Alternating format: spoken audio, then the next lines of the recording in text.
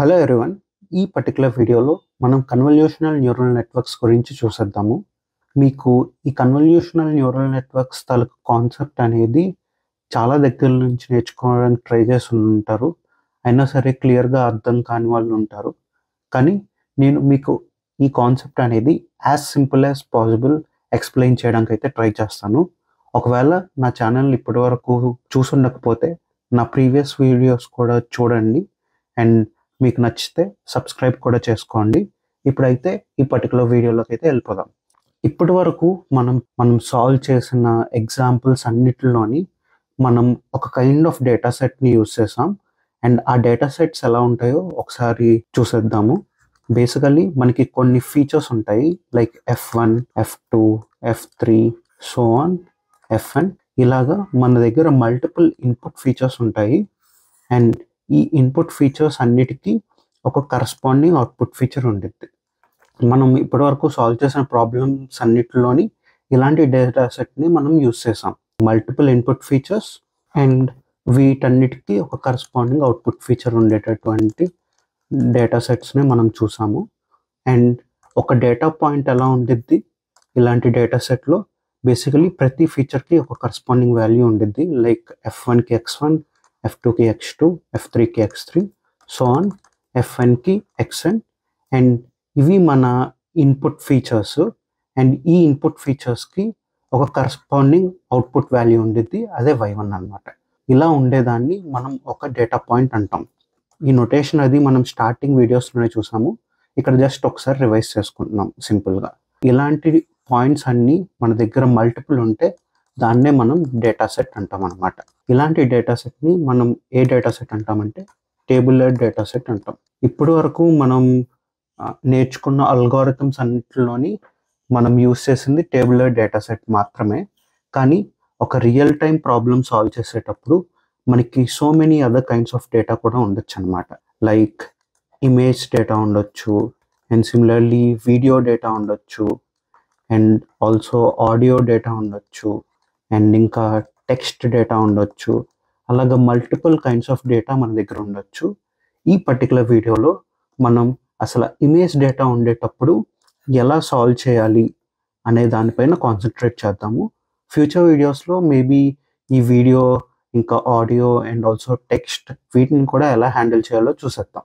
Okay, so ప్రస్తుతానికి మనం only image మీద మాత్రమే కాన్సన్ట్రేట్ చేద్దాము. ఇమేజ్ కన్నా ముందు మనం ఆల్రెడీ ఒక టేబులర్ డేటా ఇస్తే దాన్ని ఎలా సాల్వ్ చేయాలి ఒక డీప్ లెర్నింగ్ అల్గోరిథంలో అనేది చూసేసాము. అండ్ మనం చూసిన డీప్ లెర్నింగ్ అల్గోరిథం ఏంటి? మల్టీలేయర్ పర్సెప్ట్రాన్. ఓకే, సో మల్టీలేయర్ పర్సెప్ట్రాన్తో మనకి ఇలాంటి టేబులర్ డేటా ఉండేటప్పుడు దాన్ని ఎలా సాల్వ్ చేస్తాము? బేసికలీ మన ఇన్పుట్స్ అన్నీ ఇన్పుట్ లేయర్లో ఇస్తాము, like X1, X2, X3, so on, Xn. ఇవి మన ఇన్పుట్ ఫీచర్స్ వాల్యూస్ కదా. ఈ ఇన్పుట్ ఫీచర్స్ వాల్యూస్ అన్నీ మనం ఇన్పుట్ లేయర్లో పంపిస్తాము. And followed by input layer మనకి మల్టిపుల్ హిడెన్ లేయర్స్ ఉండొచ్చు. అండ్ ఎన్ని హిడెన్ లేయర్స్ పెట్టుకుంటాము అండ్ ఎన్ని న్యూరాన్స్ పెట్టుకుంటాము within one hidden layer అనేది it is up to us, because అవి హైపర్ పారామీటర్స్ కాబట్టి.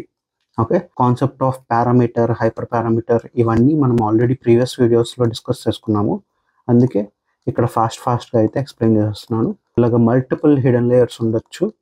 సింపుల్ ANN స్ట్రక్చర్ అయితే ఇలా కనిపించవచ్చు అనమాట. అండ్ ఫైనల్లీ లాస్ట్లో ఒక అవుట్పుట్ లేయర్ ఉంటుంది. ఈ అవుట్పుట్ లేయర్ నుంచి అయితే మనకి ప్రెడిక్టెడ్ అవుట్పుట్ వస్తుంది. ఇది simple structure of MLP. And ఈ MLP అనేది మనం ఓన్లీ టేబులర్ డేటాలో ఎలా వర్క్ అయ్యిద్ది అనేది ఇప్పటి వరకు చూసాం. ఈ MLPని మనం ఒక ఇమేజ్ డేటా మీద వాడచ్చా లేదా అనేది కొంతసేపు ఆలోచించి మీ ఆన్సర్ని కమెంట్ సెక్షన్లో కమెంట్ చేయండి.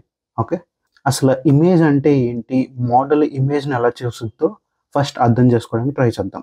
ఇమేజ్ అంటే just a group of pixel values or matrix of pixel values అని కూడా అనుకోవచ్చు. మ్యాట్రిక్స్ ఆఫ్ పిక్సెల్ వాల్యూస్ని మనం ఇమేజ్ అంటాము. ఎగ్జాంపుల్గా ఒక సింపుల్ ఇమేజ్ తీసుకుందాం. ఈ ఇమేజ్లో లెట్స్ సే ఒక చిన్న బాబు తాలూకా ఫేస్ ఉంది. ఓకే, ఇది మన ఇమేజ్ అనుకుందాము. ఈ ఇమేజ్ మనం విజువల్గా చూస్తాం, కానీ మోడల్ దీన్ని జస్ట్ అరే ఆఫ్ పిక్సెల్ వాల్యూస్గా అర్థం చేసుకునిద్ది ఆర్ మ్యాట్రిక్స్ ఆఫ్ పిక్సెల్ వాల్యూస్గా అర్థం చేసుకునిద్ది. లెట్స్ సే ఈ ఇమేజ్ సైజ్ అనేది 256x256 అనుకుందాం. ఒక మెషిన్ లెర్నింగ్ మోడల్ ఈ ఇమేజ్ని జస్ట్ సమ్ న్యూమరికల్ వాల్యూస్గా చూసిద్ది. అండ్ ఆ వాల్యూస్ ఏంటో ఇప్పుడు అర్థం చేసుకోవడానికి ట్రై చేద్దాము. బేసికలీ ఇది just matrix of 256x256 and ఈ 256x256 మ్యాట్రిక్స్లో మనకి వాల్యూస్ ఉంటాయి. ఆ వాల్యూస్నే పిక్సెల్ వాల్యూస్ అంటాము. And each value will range between 0 to 255 అనమాట. సో 0 to 255 మధ్యలో ఉంటాయి. అండ్ 0 ఏం రిప్రజెంట్ చేస్తుంది అంటే బ్లాక్ కలర్ని రిప్రజెంట్ చేస్తుంది. అండ్ 255 అనేది వైట్ కలర్ని రిప్రజెంట్ చేస్తుంది. అండ్ ఈ రెండింటి మధ్యలో వాల్యూ అనేది జస్ట్ బ్లాక్ ఆర్ వైట్ తాలూకా ఇంటెన్సిటీని డినోట్ చేస్తుంది అనమాట. ఈ పర్టికులర్ ఇమేజ్ మీకు ఇలా కనబడటానికి బ్యాక్గ్రౌండ్లో మీకు black and white intensity values ఉంటాయన్నమాట. ఇది mathematical understanding of an image. Basically ఈ మ్యాట్రిక్స్ ఆఫ్ పిక్సెల్ వాల్యూస్ని మనం సింపుల్గా ఎంఎల్పిలో పాస్ చేయగలమా లేదా అనేది చూడాలన్నమాట. ఇక్కడ జస్ట్ న్యూమరికల్ వాల్యూసే కాబట్టి ఈచ్ వాల్యూ లైక్ దీని x1, దీన్ని x2, దీన్ని x3, దీన్ని x4 అండ్ ఇంకా ఇది x256x256 అనుకొని వీటిని అన్నిటినీ మనం ఇండివిజువల్ వాల్యూస్గా పాస్ చేసామనుకోండి, అప్పుడు ఎంఎల్పి అనేది ఇమేజ్ని డైరెక్ట్గా ఇన్పుట్గా తీసేసుకుంటుంది. ఈ పర్టికులర్ కేసులో ఆ టైంలో మనకి ఎన్ని నెంబర్ ఆఫ్ ఇన్పుట్స్ ఉంటాయి? x1, x2, x3 so on x256x256 number of inputs ఉంటాయి. ఓకే, ఇలా అయితే మనం ఇమేజ్ని సింపుల్గా ఏఎన్ఎన్కి పాస్ చేసేయచ్చు అనమాట. కాకపోతే ఈ ఇమేజ్ ఎంఎల్పికి పాస్ చేయడం వల్ల ఏమైనా ప్రాబ్లమ్స్ ఉంటాయా అనేది కొంచెంసేపు ఆలోచించండి. ఆలోచించి ఏమైనా ప్రాబ్లమ్స్ ఉంటాయి అనుకుంటే దాన్ని కమెంట్ సెక్షన్లో కమెంట్ చేయండి. మీరు కేర్ఫుల్గా ఎంఎల్పి వీడియో కనుక చూసుకుంటే ఎంఎల్పి వీడియోలో నేను ఏమని చెప్పాను, మన ఇన్పుట్స్ అన్నీ హిడెన్ లేయర్లో ఉన్న ప్రతి న్యూరాన్తోని కనెక్ట్ అవుతాయి. అండ్ ఈ కనెక్షన్స్ అన్నిటి మీద మనకి ఒక వెయిట్ ఉంటుంది. ఇది మనం ఎంఎల్పి వీడియోస్లో డిస్కస్ చేసుకున్నాము. దీన్ని బట్టి మనకి జస్ట్ ఫస్ట్ లేయర్లో ఎన్ని వెయిట్స్ ఉన్నాయో అర్థం చేసుకోవడానికి ట్రై చేద్దాం. సో లెట్స్ ఏ సింపుల్గా ఇమేజ్ సైజ్ అనేది 256x256 అనుకుందాము. అంటే ఇన్పుట్ లేయర్లో మన దగ్గర ఉండే ఇన్పుట్స్ 256x256 అండ్ ఈ ఫస్ట్ హిడెన్ లేయర్లో లెట్స్ ఏ మన దగ్గర ఒక 100 నెంబర్ ఆఫ్ న్యూరాన్స్ ఉన్నాయి అనుకుందాం. బేసికలీ ఇమేజ్ నుంచి మనం ఇన్ఫర్మేషన్ ఎక్స్ట్రాక్ట్ చేయాలంటే ఇన్ని నెంబర్ ఆఫ్ ఇన్పుట్స్ ఉన్నప్పుడు అట్లీస్ట్ 100 అన్నా ఉండాలి. దాని నుంచి మంచి ఇన్ఫర్మేషన్ ఎక్స్ట్రాక్ట్ చేయాలంటే హిడెన్ లేయర్లో మనం సమ్ 100 నెంబర్ ఆఫ్ న్యూరాన్స్ తీసుకుందాము. ఇప్పుడు number of weights between input layer and hidden layer 1 ఎన్ని ఉంటాయంటే 256x256x100. ఇది in general count of number of weights between input layer and hidden layer 1. ఇన్ని నెంబర్ ఆఫ్ వెయిట్స్ అనేవి ఒక సింపుల్ టాస్క్ సాల్వ్ చేయడానికి అవసరం లేదనమాట. లెట్స్ ఏ మనం సాల్వ్ చేయాలి అనుకునే టాస్క్ ఏంటంటే ఈ ఇమేజ్లో ఉన్నది పర్సన్ ఏయా లేదా పర్సన్ బియా అనేది కనుక్కోవాలనుకుంటున్నాం. ఓకే, ఇంత సింపుల్ టాస్క్కి, ఇంత సింపుల్ బైనరీ క్లాసిఫికేషన్ టాస్క్కి మీరు ఇన్ని నెంబర్ ఆఫ్ వెయిట్స్, అది ఓన్లీ ఫస్ట్ లేయర్లోనే ఇన్ని నెంబర్ ఆఫ్ వెయిట్స్ యూస్ చేయడం అనేది అస్సలు అడ్వైజబుల్ కాదనమాట. అందుకే మనం ఇన్ జనరల్ ఏఎన్ఎన్ని ప్రిఫర్ చేయం. ఏఎన్ఎన్ యూస్ చేస్తే specially in case of image kind of data మన దగ్గర too many number of parameters ఉంటాయి. అది problem of using ANN or MLP అనమాట. సో ఎంఎల్పిని నేను అప్పుడప్పుడు ఏఎన్ఎన్ అని కూడా రిఫర్ చేస్తూ ఉంటాను. రెండింటికి మధ్య కన్ఫ్యూజ్ అవ్వద్దు.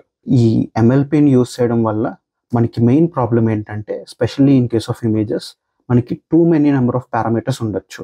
ఒక సింపుల్ టాస్క్ సాల్వ్ చేయడానికి అన్ని నెంబర్ ఆఫ్ పారామీటర్స్ యూస్ చేయాల్సిన అవసరం అయితే లేదనమాట.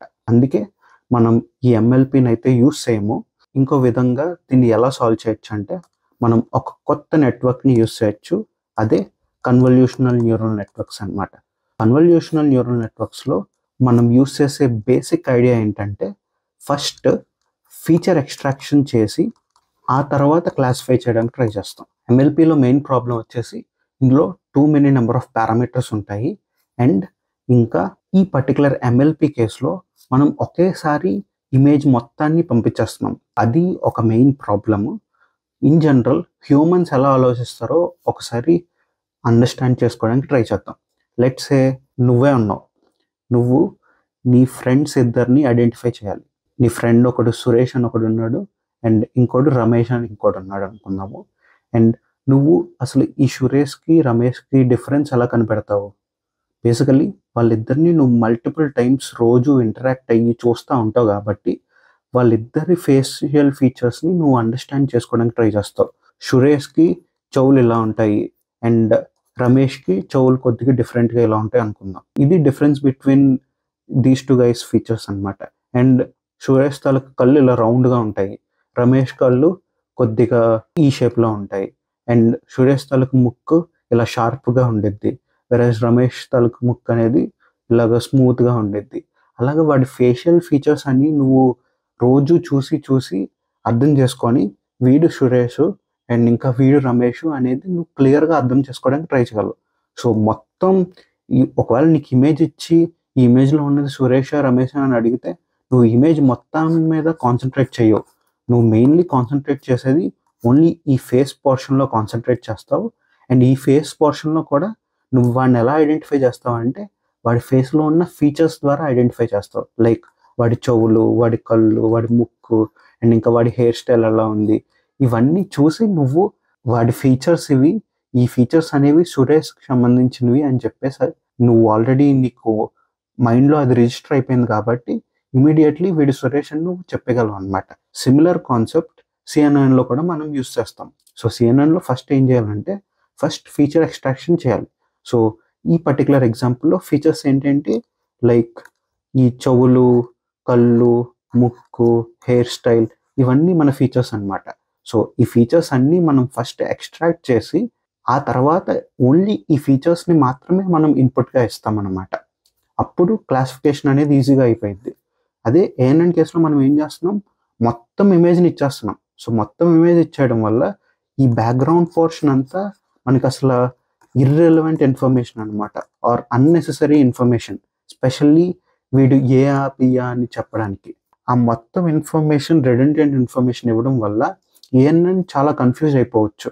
అండ్ ఆ మొత్తం ఇన్ఫర్మేషన్ ప్రాసెస్ చేయడానికే మనకి ఇన్ని నెంబర్ ఆఫ్ పారామీటర్స్ అవసరమై ఉండొచ్చు. అందుకే సింపుల్గా మనం ఫీచర్ ఎక్స్ట్రాక్షన్ చేసి తర్వాత ఒకవేళ ఈ ఎంఎల్పి ఆర్ ఏఎన్ఎన్ కాన్సెప్ట్ వాడామనుకో అప్పుడు అది ఈజీగా క్లాసిఫై చేసేయగలదు. ఇది సింపుల్ అండర్స్టాండింగ్ ఆఫ్ సిఎన్ఎన్ అనుకోవచ్చు మీరు. అండ్ నెక్స్ట్ వీడియోస్లో ఇంకా డీప్గా అసలు ఈ ఫీచర్ ఎక్స్ట్రాక్షన్లో ఏమేం పార్ట్స్ ఉంటాయి అండ్ ఈ క్లాసిఫై అనేది సింపుల్ మన ఎంఎల్పి పార్టే, ఎంఎల్పి ఆర్ ఏఎన్ఎన్ పార్టే, కానీ ఈ ఫీచర్ ఎక్స్ట్రాక్షన్ అనేది ఎలా జరుగుతుంది అనేది డీటెయిల్గా అర్థం చేసుకోవడానికి ట్రై చేద్దాము నెక్స్ట్ వీడియోస్లో. డీప్ లెర్నింగ్ అనేది ఏంటి? డీప్ లెర్నింగ్ అనేది జస్ట్ బయాలజీని ఇన్స్పిరేషన్ తీసుకొని లేదా మన బ్రెయిన్ని ఇన్స్పిరేషన్గా తీసుకొని బిల్డ్ చేసింది. సిఎన్ఎన్ అనే కాన్సెప్ట్ మన హ్యూమన్ బ్రెయిన్ని ఇన్స్పిరేషన్గా తీసుకొని అసలు ఎలాగా ఈ సైంటిస్ట్ అనే వాళ్ళు బిల్డ్ చేశారు అనేది అర్థం చేసుకోవడానికి ట్రై చేద్దాము నెక్స్ట్ వీడియోస్లో. మీకు ఈ వీడియో కనుక నచ్చినట్టయితే please like, share and subscribe. And thank you everyone. Bye bye.